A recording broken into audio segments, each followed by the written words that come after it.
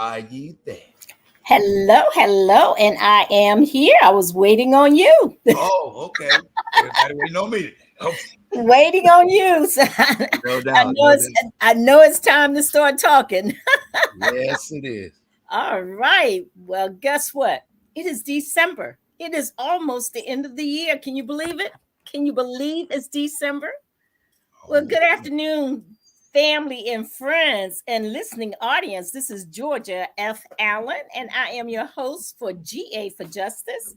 And we have a very, very special guest today, Miss Sebrina Brown. And let me tell you a little bit about Miss Sebrina Brown. Sebrina Brown is yeah, your photo is up there. Sabrina Brown is the founder and CEO of Girlfriends Tea LLC, where she hosts a talk show and retails a luxury tea line. Her talk show, Girlfriends Tea with Sabrina, currently airs on Roku. I hate that word. ROKU. And will move to Netflix in the near future under Global Vision Network. On Roku, the viewership ranges from 250,000 to 1.8 million per show, and this is cumulative within the United States, Ghana, United Kingdom, Japan, and United Arab Emirates, also known as Dubai. For over 2 years, Sabrina has interviewed corporate executives and solopreneurs from organizations within Hampton Roads and in various parts of the United States. Additionally, Sabrina owns a luxury tea line, Girlfriends Tea, which retails online, and customers can book Sabrina to host their exclusive tea party. You guys need to try that. In 2022, Sabrina launched PhD in Excellence, a 501c3 to raise awareness and educate about child sexual abuse. Ms. Brown is passionate about helping others achieve their own PhD in Excellence as they address the secrets of their past, rise above them, and pay it forward in telling her story of being sexually molested 48 years ago and overcoming it. Sabrina partners with others who are ready to share their story and with Fountain of Hope Counseling to offer group counseling. Per the Centers for Disease Control and Prevention, about 1 in 4 girls, listen, 1 in 4 girls and 1 in 13 boys within the United States experience child abuse, child sexual abuse. Sabrina Brown was among 10 businesswomen selected to participate in Reddick's Rules Cohort 3, an entrepreneur grant and training program launched in May of 2022 by Dr. Angela Reddix to empower and develop 10 women of color entrepreneurs. Miss Brown was awarded a grant for winning the CEO of Youth Speech Competition. We're going to ask her a little bit more about that later. Sabrina retired from the United States Postal Service, or USPS, after 35 years of service. She looks mighty young to be retired after 35 years of service. Throughout her career, she worked on local and national events, supervised operations in delivery and mail processing, and served as a fact finder for human resources. Additionally, Sabrina was certified by USPS as a master and national field trainer. Ms. Brown graduated from Virginia Wesleyan University with a BA in Business Administration, received a certificate in practical theology from Regent University, and is currently pursuing a Master of Ministry with a concentration in leadership at Virginia Bible College. Sabrina is an active member of Calvary Revival Church. Miss Brown grew up in Norfolk in Tidewater Gardens, where her mom raised her and her 2 sisters. She has served as a mentor and advocate for the youth as a cheerleader, and we need more cheerleaders, you guys. Sabrina Brown immensely enjoys spotlighting others. It's in her DNA. You can find out more at her 2 websites. The first one is www.girlfriendstea.com, and The other website is www.phdinexcellence.org. So, with that being said, we are excited, so excited to have Miss Sebrina on the show today. All right. Hey, Hi. welcome. We are so excited for you being here. So come on forward. And I know you love to talk and we love to listen. So I always tell people GA for Justice is a little different. We have a conversation for information, a conversation for correction, and we have a conversation for transformation. And you can probably do all three. You can give us some information, you can correct some misinformation that's out in the ether with regards to sexual abuse, with regards to the different things that you're doing. And we're so pleased to have you here so we can have a transformative conversation today. I like that word, transformative. I really do. Hi, Georgia. Hi, Dream Maker. But I know you as another name. I go by many. Okay. Okay. I'm happy to be here with you all. Thank you for the warm introduction to be here with you. It's a beautiful time because I just love the collaboration. I love the collaboration that I'm seeing.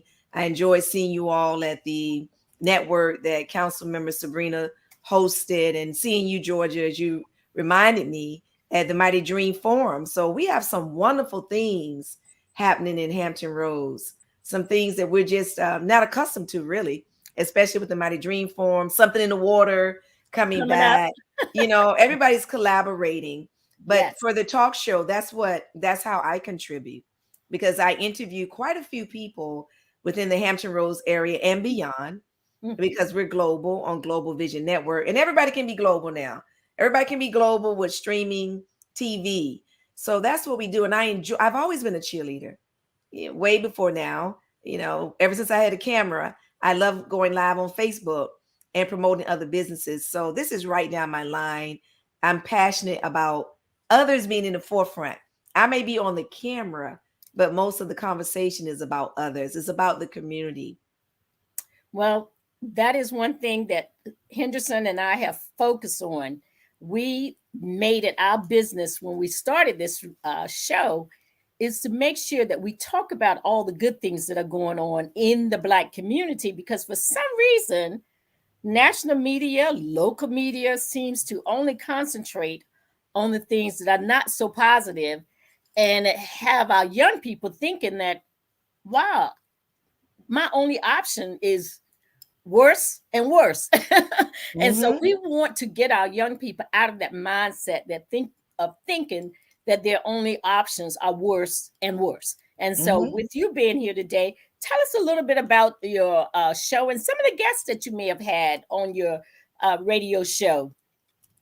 Well, I tell you, they can find Girlfriends Tea streaming on YouTube, on Facebook, on my personal page, and Girlfriends Tea with Sebrina. So if you remember Girlfriends Tea with Sebrina, you can find the Facebook page. You can find it on YouTube, on Instagram, and now on TikTok. I've had a plethora of guests. I started the talk show during the pandemic of April 2020, and I know I've interviewed well over 100, maybe 150. Not all within Hampton Roads, but mostly. So I've interviewed Dr. Keith Newby. I mean, I started with people that I had a personal tie with. He was my mom's cardiologist. Okay. And the women in the group, and we have men who watch us too, but from we have mostly women, 90 plus women. On Roku, interestingly, the data is different. There are 40+% men. And I'm very surprised in that. But that's what we have on Roku. But the women like getting topics where, of course, we can be informed about, our health. Who doesn't want to know about health? Absolutely. Who doesn't want to know about beauty? Absolutely. So Dr. Newby taught us about heart health. During that time, it was during the peak part of COVID. So he encouraged all of us, including me. I didn't want to get that COVID shot, but I got it because of him. I've had the Honorable Stephanie Morales out of Portsmouth. I've had my own pastors, Bishop B. Courtney and Lady Janine Macbeth, Reverend Dr. Brunetta Williams. I've had Dr. Don Boyd. I've had so many people I don't want to, and they be like, you could have mentioned my name. Well, Councilmember Sebrina Wooten, she's my friend. I've had her. She Mhm. talked about women in politics. It's just been an array of topics. I've had, if you all know Gerald Albright, saxophonist Gerald Albright, his wife Glennis Mhm. Albright has been on our show. She does recipes and she has her own products. So there you go. It's just been a plethora of topics. And tell us a little bit about some of the topics. I know you talked about heart health and the pandemic and making sure that you get the COVID virus. I mean, the COVID vaccination. There's virus and vaccinations. Okay, we don't want the virus. We do want No. the vaccination. Yes, yes, yes. Did I say the COVID? I said, I don't know what I said, but I Yeah, was the COVID shot. right. You talked about COVID, but some of the other things you mentioned your pastor. What were some of the topics that you talked about with your pastor, Courtney Macbeth, and Pastor Janine Macbeth? Well, they basically talked about, because I first initially Mhm. interviewed Lady J, the Okay. wife. Then I had the both of them. But Lady J talked about her ministry. She Okay. has a ministry, House of Esther Ministries, and the church reaching beyond the four walls and Mhm. them serving women in jail or helping them with their educational. I don't want to speak because I'm going by memory now, but Right. helping with their Mhm. GED program that they have there, Mhm. and basically how it's imperative Mhm. that because it was during that time of Breonna Taylor that was Okay. shot, and she Mhm. was saying it was just imperative that Mhm. we maintain that focus on supporting one another and Mhm. letting our voices be heard about issues like that. I mean, George Floyd, Mhm. all of that. We Mhm. have to remember the struggle. We have to Absolutely. remember the struggle and Mhm. be more proactive instead Absolutely. of reactive. And so when I had both of them together, of course, Bishop is now president of Virginia Bible College. I'm going to give him a plug for that because I'm a student. And Mhm. I'm a student because of Bishop, and probably 90% of the people that are in Virginia Bible College that he knows are there because of him. And I thank God for it, because Mhm. now I'm studying for a Master of Ministry in biblical studies. So I'm Mhm. happy about that, with a concentration in leadership. But he basically talked about the importance of, again, everyone just staying grounded. I'm trying to remember what he said, but it was during the Mhm. holiday season. And I talked about his career. Oh, marriage. They gave us some tips for marriage. So it was, pretty good interview. Terrific. Well, and that's what we want to hear. We want people to know that it's still important to stay married. Okay. Yes. I It's had, work. Now they said that. It's work. You need yeah, to it know that is it's work. work. It is work. Mhm. We were celebrating my father's birthday on Sunday. And if he was still alive, he'd be over 100 and some years old, of course, because I'm the youngest of Ah. 9 kids. Mhm. And so my older brothers and sisters are like 21 years older than me, 20, et cetera, et cetera. And and so as we were talking about him, one of the nieces or nephews asked me, said, how did your stepfather marry your mom with all of those children? Because there was still 6 of us left at home when my dad died. I was only 4, and I'm the youngest of the kids. And I shared with them that yes, my mother got remarried fairly quickly. My dad died when I was 4. She got remarried sometime during my 5th birthday year. And by the time I was 5, she had already remarried. And they says, well, why would he marry somebody with all those kids? I says, he told us something very powerful. He said, it's a poor man that sees a good woman raising her child alone and not willing to marry her and help her take care of those children. I was like Beautiful. blown away, Beautiful. because they had a value system during that period of time. Of course, that was in the 50s, 1950s.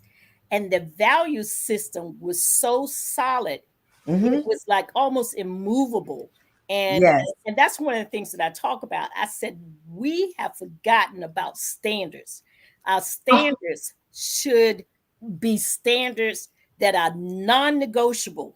Okay, marriage, keeping your family strong, being true not just to your very immediate family, but your extended family. We got cousins over here that don't want to talk to cousins over there. There's a lot of that going on, and I'm glad that you're here because when I think of and the subject today was what time is tea? Okay. Okay. Well, Yeah. I have my tea. What I have my time tea right is here in tea? my girlfriend's tea mug. And guess what I got on the back of it? My quiet time. But we talking right now. Right. We're talking right now. Right. And so tea time is the time for us to have that conversation about those type of things, like you were saying, having a ministry that more or less meet with people who have been incarcerated, having a ministry like yours where you're talking about sexual abuse of children. Those are all ministries. People look at them as jobs or as you know things that people do, but they are really ministries to help bring about a different outcome. So I'm excited again to have you on the show. Again, we have Miss Sebrina Brown, and Sebrina Brown is the CEO of Girlfriends Tea LLC, and we want to know what time is tea. So you tell us a little bit more about tea time. I want to tell you more about it. And I'm glad that you opened that door, especially regarding standards. Mm-hmm. And I just want to encourage the women and the men, Yes. because I can only speak for me. My mother raised 3 children alone. My father was what they would call a deadbeat father. But as I established a relationship with him, I didn't see him as a deadbeat father. He Right. was just someone who didn't understand responsibility, during that season of his life. But I grew up in the projects, and my mom worked for minimum wage basically all of her life. But she had the standard of making sure that we went to school. Right. If that's what we wanted to do as far as college, she had that standard for us. And it's imperative that we recognize, especially women, that it is okay to have those standards. Absolutely. It's okay to have those standards. I'm talking about when interacting with men and in relationships. Now, I'm of age now. I'm a mature woman. Right. So I definitely have learned enough lessons to know that my standards are valuable. They're valuable to me. But And when I was non-negotiable. young, yeah, they're non-negotiable And now. non-negotiable. Right. But when I was younger, and it's Right. mainly because I wasn't raised with those standards. My mother didn't raise me to be wayward, but let me put it this way. Okay, I oversee a talk show, but talking is so important. We have to not just, it takes a village for real. It's not just the mothers, it's the aunts, it's the cousins. We need to sit down, and this is what I'm doing with PhD in Excellence and with Girlfriends Tea over tea, and just sit down and have these conversations. Take the time to instill confidence. And I'm not saying people don't, but a lot of people don't. Confidence and value their worth into the youth, male and female. Absolutely. And how to conduct themselves. It doesn't mean that it'll be a perfect walk, but at least they'll have a foundation. Absolutely. We want to give them a foundation of values beyond, of course, not taking a life, but your life. You're writing your life. You're writing your life. You're writing your end story. And there are some pitfalls that we can avoid. So one of those conversations, I know you mentioned Girlfriends Tea. Thank you so much for that. And PhD in Excellence. PhD in Excellence, my 501c3. But I just started talking about being sexually molested really as a result of my pastors being on my show. Because they said, well, we want to interview you next. And that didn't pan out with them interviewing me, but somebody else from my church interviewed me. And that's why I opened up to the women of Girlfriends Tea and shared my story with them. And it was easy for me. Wow, I really get dry, but look, we it was easy understand. for me to talk about it. It really was. It was easy for me to talk about it because you had a I made peace with it. foundation. I was over it. I was over it. Yeah. And you had a foundation. You had a church family that was supportive of you. You had your career that you had been doing. You had new friends that you had made. So therefore, here are all these friends coming together in one segment or another of your life that caused you to be able to come together and say, you know what? We're all from maybe different backgrounds, different, sometimes even different cultures, but we can still be girlfriends and we can still have a foundation. we can still have standards, we can still have our principles, we can still have our values, and we can stand on all of those. So I like what you're doing. I really like what you're doing with the Girlfriends Tea. Now, I how often do appreciate it. you have activities or events, or and how does someone who might be interested in Girlfriends Tea get in touch with you and become a part of Girlfriends Tea? Well, anyone can reach me through girlfriendstea.com and just send a message. I get messages all the time, people asking about the tea or how to join the group. But to join the group, our private Facebook group is on Facebook. And Okay. you just look up Girlfriends Tea with Sebrina, and you can join the private Facebook group. That's where I'm more intimate. We've Mm-hmm. done some events. We do our conference. We're having our conference this year on site for the first time. So we've gone to places like we went in Suffolk. We went in Suffolk to Wall Street Cafe, and we've been to. I'm trying to think of the. We went to Dr. Carlenia Jackson. Oh, she's gonna kill me. Vegan, the vegan Oh, place. Oh, I can't think of it right now, but we is went that to her downtown place. Norfolk? No, that's in Portsmouth. It's in Portsmouth. Okay, so the Yes. vegan place is in Portsmouth. Yes, and then we had something in Portsmouth too. We visited the kitchen coop.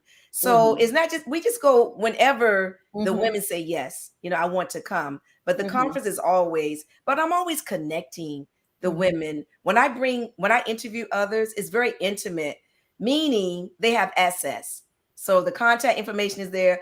All they have to do is say, I saw you in Girlfriend's Tea, and that's it. Mm-hmm. It's automatic. It's an automatic, it's a family for me. It really is. What makes Girlfriends Tea unique is that I actually follow up on my guests and I Mm-hmm. update them. So when they're gone, they're not really gone to me. Mm-hmm. I'm on their page and I update the women on what they're doing. Terrific. Okay, now the restaurants that you have used or gone to, are these Black-owned restaurants? And the reason why I ask is I want people to know that guess what? There are options out here, Oh you know. yes. And Oh so, yes. okay, Well, so shout out the names of those three restaurants again because I think it's important because a lot of times we don't know there's a vegan restaurant or we don't know about this particular restaurant. And when we have guests come on the show and they can share with us some information, that also spreads it out around the community as well. So share those restaurants again with us. Beyond Vegan Cell, it just came to me. It's in Portsmouth on High Street, Dr. Carlenia Jackson. We went there. I also want to shout out 350 Grace, Willie Most. A lot of people know Chef Willie Most, him and his wife Michelle. They've been around for quite some time. They're in the Ghent area, and we had a fabulous dinner there. It's more, it's fine dining. It's Okay. fine dining there. We've Mm-hmm. gone to Jimelin's We Care Cafe. Some of Okay. the women have gone there. So if you know Mm-hmm. Jimelin Hewlett in Mm-hmm. Virginia Beach, it's Mm-hmm. off of Princess Anne Road. So Okay. those are some of them that we've gone to. Wonderful. You said one in Suffolk, Yes, Wall Street Cafe. Yeah, I Wall mentioned Street that one, Wall Cafe. Street Cafe. We Okay. went I there, and that's always owned like by to I Danita. always like to Yeah, at Danita least A. Hayes. announce Yes, we'll twice. say it again. Yes, Danita Hayes and her husband. And there's another one. I'm trying to think of it. I can't think of the name, but it's in Virginia Beach. It's a coffee shop. I met Okay, you're a young probably lady talking there. about my cafe or me cafe. No, they spell it a different way. Oh, I gotta look it up. I'll look Okay. it up. They have vegan. It's vegan in there. Mhm, Culture something, but it's mhm. not. It's CLTRE. That might be Okay. it. Okay. I think it's. Well, I'm gonna look it up right now. CRTRE vegan. Yeah, culture. okay. CLTRE vegan joint, and it's Okay. in Virginia Beach. It's Mhm. near the Kemps River, the Kemps River Okay. Shopping Center, Kemps River Mhm. Crossing. I just looked it up. Wonderful. And we shout these names out to our audience because we want you to know there are options. We get in the habit of doing the big name brand places and we forget about our community small businesses that we could patronize. So whenever people come on the show, I want to use this platform as a way to continue to open up avenues for people to be aware of so that they can take advantage of what is available throughout the city. Absolutely. In Georgia, there's another one we visited, Brothers. I don't want to leave them out. Brothers, Tony Brothers, Mm-hmm. and Kim Jenkins. Well, Kim Brothers now. And so we went to their restaurant a couple times, and the women just loved it. We went when they had entertainment. Okay. Terrific.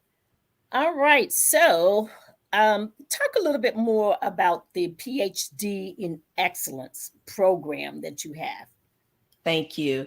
PhD in excellence is a business of passion for me because, as stated, when it was suggested I be interviewed, I said, God, well, what could I talk about? As loquacious as I am, I don't talk about myself a lot publicly. You know, I talk Right. about myself with my close friends. Mm-hmm. So, but he impressed upon me child sexual abuse. Mm-hmm. I interviewed Regina Marscheider. I was on the board of Stop Abuse for about a year and a half. And when I interviewed her, because her organization, too, she's deceased now, but is about raising awareness and educating about child sexual abuse, she shared something that really pierced me. And when she said that, well, first of all, per the National Centers for Disease Control and Prevention, 1 in 4 girls and 1 in 13 boys are sexually molested. That is alarming. Outrageous. It is within the Outrageous. US. That Simply one in outrageous. four, and then the statistics go on to say, now that's just those who report it, because I Right. can assure you, I probably have spoken on it 5 or 6 times officially as a guest speaker. Each Mm-hmm. time people come to me, unbeknownst to the others, Right. and I would never share even if I knew who they were, Absolutely. that, you know, that happened to them too. Mm-hmm. And they're in tears about it. So Mm-hmm. I didn't report it either. I didn't report it because I didn't want to worry my mother. Mm-hmm. That's really why I didn't do it. I didn't want to worry her about it. But 1 in 4 girls and 1 in 13 boys. So when she said to me during the interview, I'm interviewing her now, and she said, what the perpetrators do, first and foremost, is different from stranger danger. Stranger danger, if it's someone the person doesn't know, then we just call that rape. Mm-hmm. You know, he raped the child. But Right. it's interesting to me that this is familiar danger. This is trusted danger. Mm-hmm. It's someone that they know. Right. It may be a family member. It may be someone in association. I'm not trying to call out, you know, any groups that will be doing this, but there's no peg in that. There is no peg. It's Mm-hmm. someone who knows the child, where the child feels somewhat comfortable, and sometimes they groom them. I mean, people tell me these stories that they were groomed. But what she said that really pierced me was that the perpetrators say to the children, "This is our secret." Right. And Georgia Mm-hmm. and my friend Vaughn, when she said that, and see, God can use the smallest things to spark a fire, okay? Absolutely. It doesn't have to be a big bonfire. It was just a little flame. Mm-hmm. And I didn't say anything to her until after I went to her house.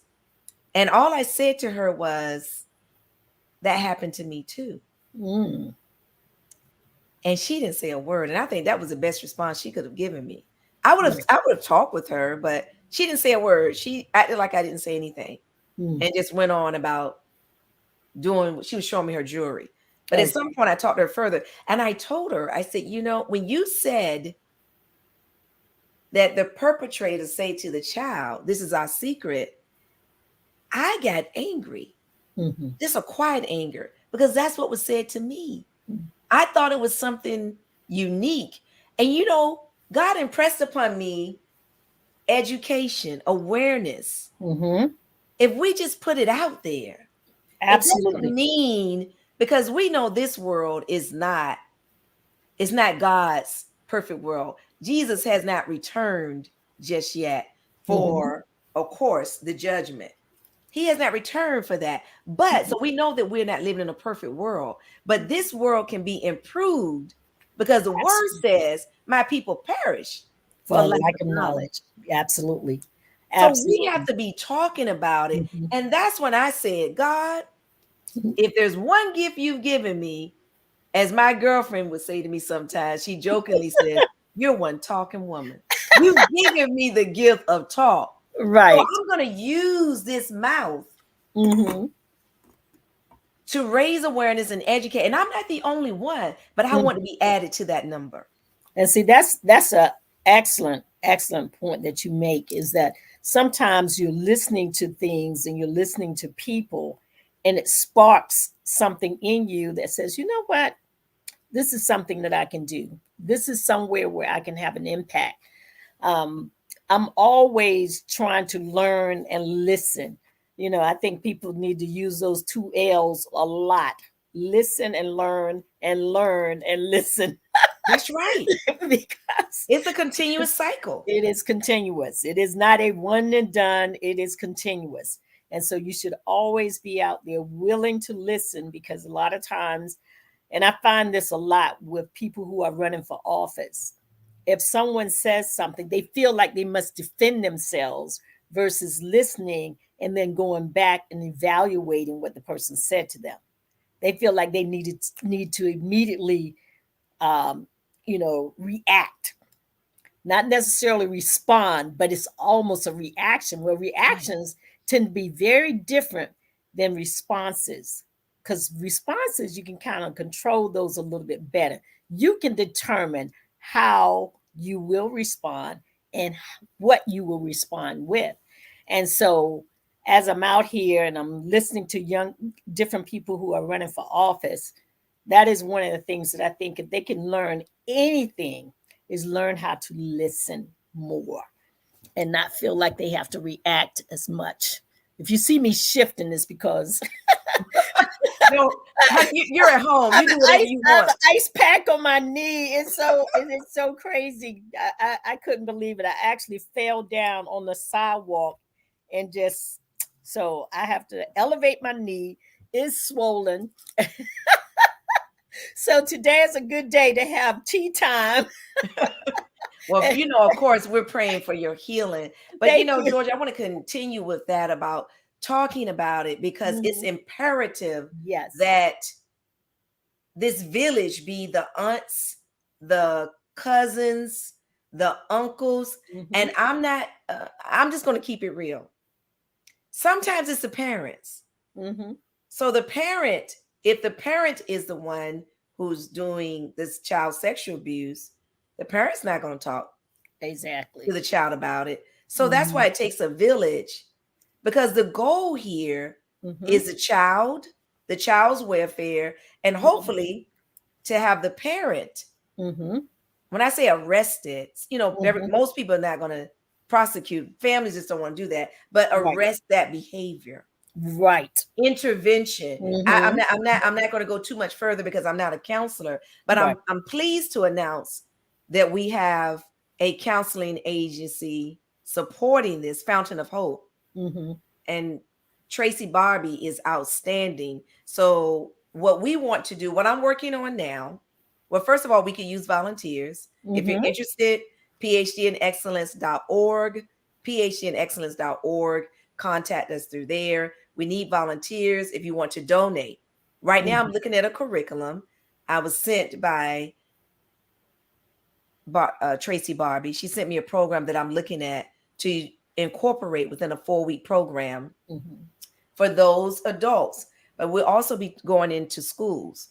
But for those adults who just want to, it's going to be light. We're not asking anyone to recount what happened to them, because it's not counseling. I'm not a counselor, but we're going to offer group counseling for those who want to do it. So we're looking at a 4-week program where we just, we're not normalizing it, but people need to know that they're not alone in this voice to speak about it. And I tell everyone who's shared their story with me, you don't have to tell your story. Tell my story. Because they're not ready to tell their story. Look at me. It wasn't until 58 years old that I spoke about it. 58 years old. And it happened to me around the age of 11. But at any rate, you don't have to come out of your shell. Just tell my story. I have 2 men that I'm going to be interviewing real soon. They're going to talk about their story being molested. And they don't have a problem really talking about it at this point. And that's what we need.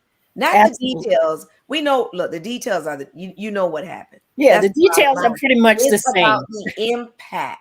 Exactly. The impact of people continuing to live with this and feeling if they're not delivered from it or if they're not over it. I can speak about it freely. I can speak about it freely now, no problem. And And my that's main good. reservation was my mother, because I just did not want to crush her with that. Right. And that is the tough part. I remember one time I was talking to this gentleman who supposedly was a Christian, and you would hear about things that may have taken place in various churches where there were deacons or pastors or ministers in music, or wherever, that were having inappropriate relations with children. And I said to him, I said, it's interesting how churches whisper about that, but they won't actually, do anything about it. But if that was a next door neighbor, you'd be on the phone dialing 911. You would be on the phone dialing 911. But over the years, and this is like you were saying earlier, this is not one denomination or one church. This is throughout, where people in houses of worship, young girls, young boys, find themselves in very awkward positions of molestation. And And this is something Georgia, that we need to do something about, because that should not be happening. it should Years not be ago, when it was happening. happening, was one thing, but we're now in the 21st century, and there should be things in place to eliminate that type of behavior. And I mean, people don't want to put ministers out of church when they discover the and somewhat blame it on women, because if they like a pastor, they almost elevate him to a position of almost equal to or higher than God himself. And so, because they like that pastor or the minister or what have you, they do not want him to leave. And Right. that can get into a very challenging situation. So what you're doing here, hopefully we can transition this to our houses of worship more, because I take a look at the Catholic Church, and the reason why is because that's always put front and center about the number of things that have taken place in that congregation over the years. I mean, even now, the Pope is still expelling this guy and expelling this this priest and expelling this one. And it is the 21st century, and the ones they are expelling have been doing this for over decades. It's not something that they just started doing. We're talking about people that have been doing this for 15, 20 years. And they are finally now being excommunicated. But then they don't want to serve somebody communion because they said they support abortions. I'm like, wait a minute. But you just had a guy for 15 and 20 years and you didn't want to remove him. But you're worried about a individual that says, look, I'm not going into somebody's bedroom and decide what they can or cannot do. I may not agree with it, but that is not my job. I need to be able to surround them with the support that they need so they can make a decision that's in their best interest. Maybe not one that I agree with, but I still have to allow people to make those type of decisions and not so much, manage them as a big guy type thing. So that one is one that I think your organization may be able to somehow, I don't want to use the word infiltrate, but somehow move this information inside of the four walls of the churches and the faith community to help mitigate this situation, because this is not a good situation. I heard about it when I was growing up, that a certain pastor was doing this, or this pastor over here was doing whatever. And that is not a good feeling. I have even been in a situation where I felt uncomfortable around a pastor, but I'm kind of a firm person, so I'm like, you know, I just let you know that, you know what, I don't like your behavior. Okay, everybody can't do that, and I know that. That was kind of the type of person that I was, and I just, avoided them altogether. I was not going to be in their presence and allow them to make me uncomfortable. Okay. So I think you have an excellent opportunity by providing information, by using these resources to help um, persons who in the past have not spoken up or spoken out against inappropriate behavior, so that we can begin to mitigate this situation in our churches and in our faith-based community. And thank you for that. And but it's everywhere. It's everywhere. It's everywhere. I mean, I Mhm, hear you, and I can, mhm, but it's everywhere. And mhm, so it's in the church and the unchurched. It's mhm, in the church and the unchurched. It's mhm. everywhere. And Absolutely. so when we think about, I read the statistic from the CDC site, the total lifetime economic burden of child sexual abuse in the US in 2015 was estimated to be at least $9.3 billion. $9.3 billion, that half of that could be used to afford education Mhm. for someone. And that's just Exactly. a dollar. That's not Mhm. the mental Right. trauma that's Right. placed upon our Mhm. children.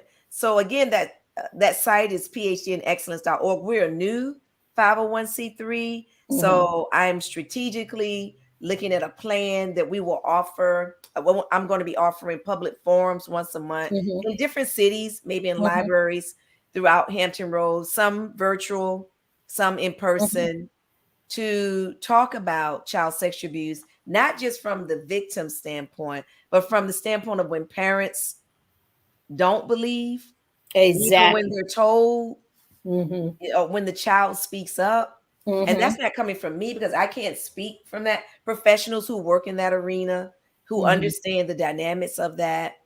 It's not right, Mhm. because the child is endangered at that point. Their future is endangered. I'm talking about their ability to be mentally well and stable, but Mhm. it does happen. Now, So what we was need that to talk about number it from again? the What was that monetary number again? You said how much bill? sure, How for many? the CDC, Mhm. $9.3 billion. And that's the latest statistics from Mhm. 2015 that's on their site, cdc.gov. Mhm. See, now that's important for Mhm. people to know, because keep in mind, once that occurs, then the impact uh, to a person as they're growing, they can also react and create other, the situation kind of escalates and it reverberates throughout the community because of what someone has gone through. Right. And I do want Everybody to, don't come out and become a Sabrina Brown. There are well, other. Sebrina Brown, that's true, but Sebrina Brown was Mhm. impacted. And I Right, can say this, right. I want to share this Hmm. so that everyone will understand, child sexual abuse. Because when we think about child sexual abuse, we think about it was, of course, the horrid act of touching a child, but it can be just exposing a child. Hmm. So it can include both touching and non-touching behaviors. Touching behaviors may involve touching of the vagina, Hmm. penis, breast, or buttocks, oral genital contact, or Hmm. sexual intercourse. Non touching behaviors can include voyeurism, which means trying to look at a child's naked body, exhibitionism, or exposing the child to pornography. Some people don't think about that. I Hmm. mean, if you're exposing a child to pornography, you're exposing a child to areas. And again, I'm not a counselor, but I've Right, been reading. You're right. exposing a child to areas and sensations that they Hmm. can't process. Hmm. So for me, the impact of child sexual abuse for me was promiscuity. I didn't attach it with something very special. I didn't. Mhm. And that And was in my early years, but praise be to God. right. When I got arrested, people say never been to jail. Well, God he put me in jail. I'll put it that way. He put me in jail Mhm. because he taught me how to Mhm. value my body. And see, that's powerful. And And that and was when at I say 97. Sabrina, I'm saying what you've been through. Oh, I understood. Yeah, Yes. yeah. And Yes. that's mainly for the listening audience, because it I I want to appreciate give that. people hope, because a lot of the people that are going through it are still struggling and are still going through it, You're right, and they Georgia. haven't found some type of balance. Not that you're not going through it, but you were able to find some foundations, some balance to be able to, maintain your sanity, be able to navigate, be able to go into a company like United States Post Office, work your way up to a higher level.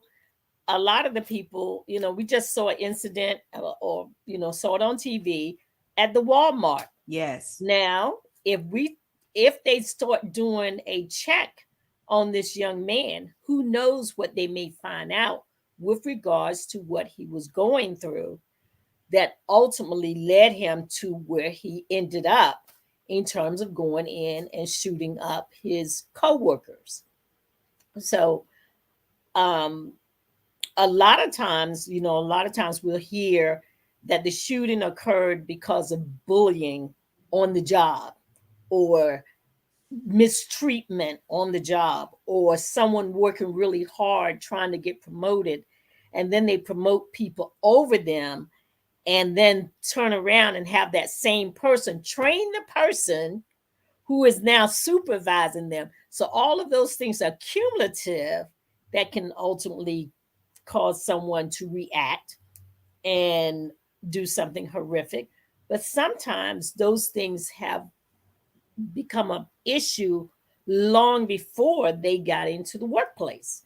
It may have been an issue when they were in grade school, then in middle school, then in high school, and they kept going through these different, I'll call them tunnels. Mhm. you know, That's a they're good almost like, description. yeah, tunnels that, where they're being attacked in this tunnel, and they finally get out of the tunnel, and then along comes something else, and then they get out of that, and along comes something else, and then they become an adult, and now all of a sudden they're in this new environment, but they're having some of the same type of things occur, just a little differently.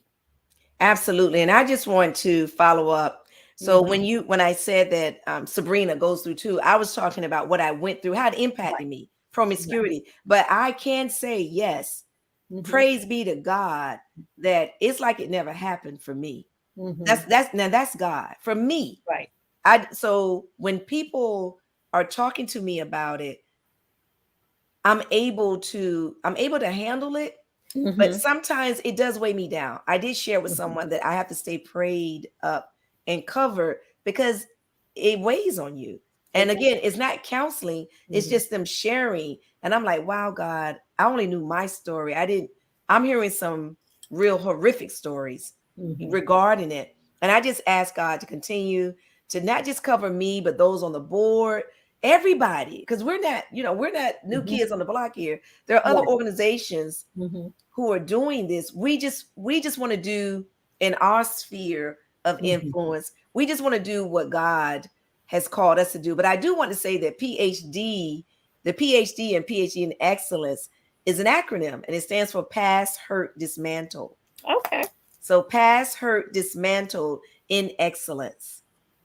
Mhm. We all know I that like what that. the devil meant for Mhm. bad, God can Mhm. turn for good. Because a Mhm. testimony, the word says that people overcome Right. by the word of our testimony, Right. by the blood of the lamb and the word of our testimony. So God is so gracious, and Mhm.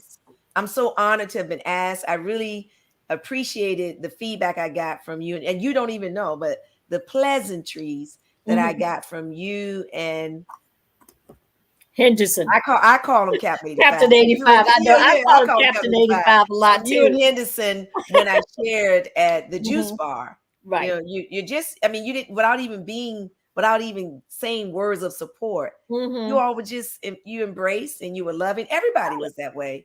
And it was a Absolutely. beautiful topic, Mhm. because I know the people that came for the business mixer Mhm. didn't expect to hear that topic, but Right. that's my business. Right. So, and my business is a talk Mhm. show where we Mhm. disseminate information Mhm. that's helpful, Right. to those who are interested in that topic. But I do Mhm. want to share, as I mentioned, Mhm. that I'm honored to have been Mhm. selected to be the mistress of ceremony for the Uh-huh. United Negro College Fund's Mayor's Ball that's Okay. happening, of course, in March. And they Mhm. have the information on the website now, Mhm. March 11th from 6 to 11 at the Mhm. Renaissance. The Okay. Renaissance in Portsmouth. So they call it the Renaissance Portsmouth Norfolk Waterfront Hotel. Mhm. Sponsorships are Mhm. underway. Mhm. So Dana Brown, Mhm. she will be the point of contact. So if anybody wants to know how to contact Dana, just you can Mhm. find her on LinkedIn, but it's on this site as well. I'm going to bring it up so that Mhm. they can email her.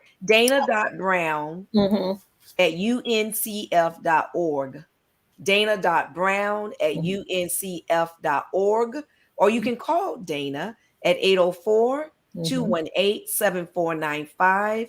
If you're going to do sponsorship, mention my name. Tell her Okay. that you heard it from Sebrina Brown. I was talking to a girlfriend and she Mhm. called Dana and decided to do a sponsorship, and Dana is Mhm. elated and she Okay. paid her right away. So Okay. it's, we know the United Negro College Fund. We Absolutely. know it, and we know that we have to Mhm. continue to Mhm. invest, do what we can.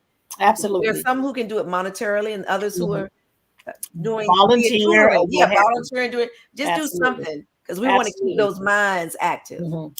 Well, I'm going to give you a minute to do a closeout, and then we're going Okay. to and everything, and then we're going to close out the show shortly thereafter. But anyway, first and foremost, I do want to thank you again for accepting my invitation to come on the air. We'll send you a link to be able to share it on your social media platforms, all of them, so that people can hear the conversations that we're having. As you can see, I don't have the typical conversations that maybe other folks have, because I'm interested in what folks don't know. I'm not Right. interested in repeating the things that people do know. I'm more interested in repeating is introducing the things that they don't know. I love it. Thank you so much for coming, and your final comment. Well, of course, thank you, everyone. And everyone, if you want to follow us, you can follow us on all social media handles: Facebook, Instagram, TikTok, YouTube, Girlfriends Tea with Sebrina. You can connect with me through my website, girlfriendstea.com. And again, just support. Just support. Find that one thing that makes you tick and change the world with it. Thank you, Georgia. Oh, you're welcome. And guess what? What time is tea? Tea Mm. time is now. It is Tea tea time is now. time. And we are so appreciative for you coming on the show today. And I thank you enjoyed so it. very much. And you have a great afternoon. We're going to do our closeout as usual. Well, Okay, thank you Henderson, so much. another great show. Another great show. I'm hopeful that people have gained a lot of knowledge from today, Yes. um, especially as it pertains to sexual molestation of our children. We have a responsibility to protect our children, and we recognize that molestation takes place from all walks of life: corporations, CEOs, okay, of major, minor, and in between corporations. We have persons who practice, unfortunately, sexual molestation of children. We have it in our faith based community, people who get involved in sexual molestation. And people need to know that there are services available to them, um, of course, because a lot of times people begin to think there's nowhere that they can go. But as we shared with you today, Sebrina Brown, and you can check her out on Girlfriends Tea, or you can check her out on her other website, which is PhD in Excellence.org. And that will allow you to be able to have someone that you can go to. Also, keep in mind there's concentr I'm sorry. The other thing is the group that she has available that people can also, that is a support, more or less a support group with regards to anyone that's experiencing any type of sexual molestation, is Fountain of Hope Counseling. And these offer group counseling programs for persons who may be in a situation of child sexual molestation. And we want our children be able to access this, but also those who are responsible. We need you to get the help that you need.